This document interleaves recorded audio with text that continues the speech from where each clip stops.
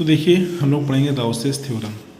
राउसेस theorem क्या है? Statement है कि लेट करेंगे अगर F Z and G Z be analytic, अगर कोई दो फंक्शन है एफ जेड और जी जेड बी एनालिटिक है inside on a simple closed curve C, मतलब किसी सिंपल क्लोज के अंदर एफ जेड और जी जेड ये दोनों एनालिटिक हैं।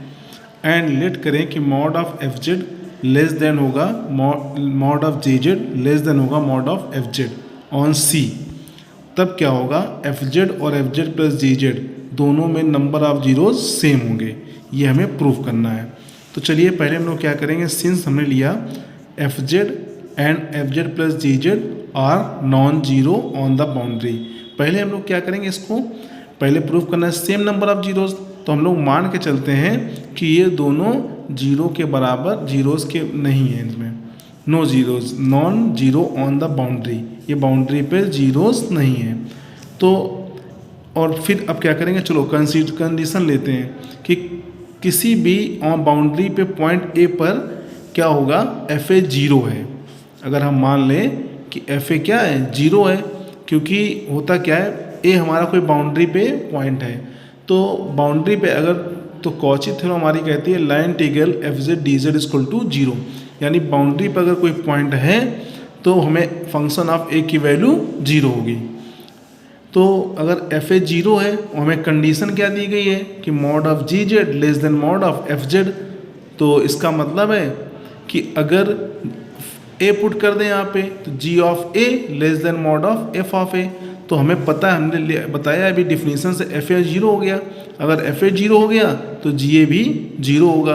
अगर जी ए जीरो हो गया तो ये हमारा विच इज कंट्राडिक्शन हो गया, क्योंकि ये इससे लेस देन है और यहाँ पे जी ए क्या हो गया, zero.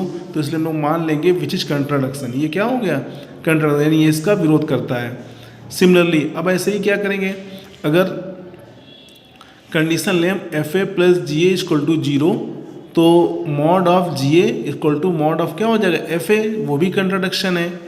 Hence the neither function of Z nor function of Z plus G Z has zeros on सी।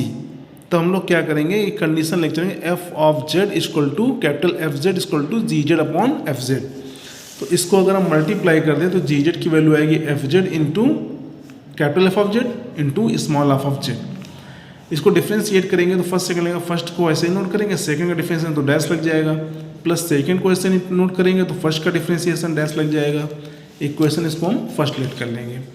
फिर हम लोग लेके चलेंगे, मान लेंगे कि m and n are number of zeros हैं F Z and G Z plus G Z inside and on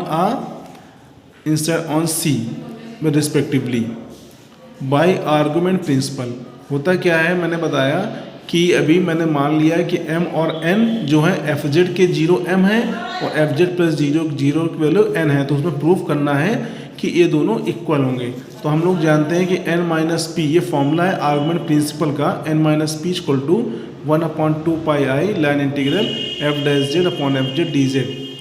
तो since F Z plus D Z on analytic within C है, तो m के लिए फॉर्मूला क्या बनेगा, क्योंकि पोल की बात यहाँ हो रही है तो पोल छोड़ दीजिए, आप m इक्वल लीजिए 1/2 pi I line integral F dash Z upon F Z. ऐसे n जब लेंगे तो n में 1/2 pi I F dash Z था, तो यहाँ पर इसका डिफ्रेंशिएट हो जाएगा, तो F dash Z plus G dash Z upon F Z plus G Z. n minus m करेंगे क्योंकि इक्वल दिखाना, n माइनस m करेंगे तो 1/2 पाई आई, पहले हम इसकी वैल्यू पुट कर देंगे और फिर n की वैल्यू पुट कर दी। फिर यहाँ पे हमने इसको एलसीएम ले लिया, एलसीएम लेने के बाद जो टर्म कैंसिल हो जाएंगे, कैंसिल होने के बाद हमारा बचेगा n minus m equal to 1/2 pi I line integral this.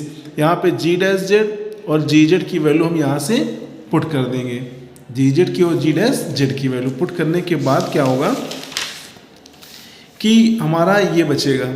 तो इसमें से हम कैंसिल सॉल्व कर लेंगे पहले मल्टीप्लाई करके, तो n माइनस m की वैल्यू हमारी ये आ जाएगी।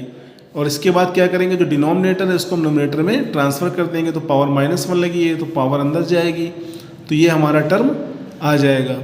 अब इस टर्म में होता क्या है कि लाइन इंटीग्रल के लिए एफ डैश जेड डेरिवेटिव क्या होते हैं, सारे जीरोज और जीरो के इक्वल होते हैं, तो n की वैल्यू m के इक्वल आ जाएगी। तो प्रूव हो जाएगा नंबर ऑफ जीरोज क्या होते हैं, F Z and F Z plus G Z की नंबर ऑफ जीरोज सेम होते हैं।